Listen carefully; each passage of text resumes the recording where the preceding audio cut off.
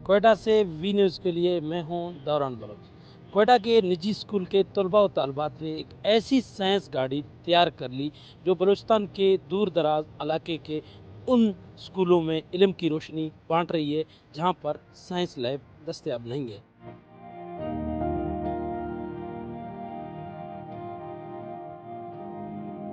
Floods के दौरान जब स्कूल सारे गिर गए थे और एजुकेशन पे ख़तरा आ गया था, तो यूनिसेफ ने एक लाइब्रेरी बनाई थी, रिमोट लाइब्रेरी जो इन दूर दराज इलाकों में जाती थी। उससे हमें ये ख़्याल आया कि क्यों ना हम एक साइंस लैब बनाएं जो इन दूर दराज इलाकों में जाए, जिधर स्टेम या साइंस की तालीम आसानी से उनको नहीं मिल सकती। वो इस एडवांटेज पे नहीं है, हमारी तरह प्रिविलेज नहीं है कि उनको साइंस की तालीम हासिल हो जाए आसानी से।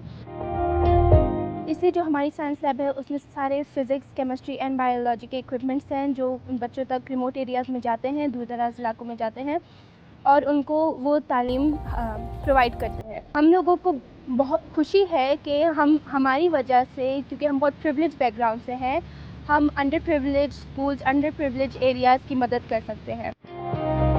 बलूचिस्तान के बच्चे के लिए ना साइंस सिर्फ एक ख्वाब है। उसने कभी ये चीज़ें अपनी आंखों से नहीं देखी। वो उसने किताबों में देखी हैं या उसने उसको तस्वीरों में देखा है या उसने अपने टीचर से सुना है कि साइंस लैब एक चीज़ होती है। जो साइंस गाड़ी थी ये भी हमारा एक ऐसा ही आइडिया था, हमारे बच्चों का आइडिया था, जिसमें उन्होंने ये सोचा कि जो जो फैसिलिटीज़, जो सहूलियात हमारे पास हैं, क्यों ना वो हर बच्चे को सहूलियात मुयसर हो।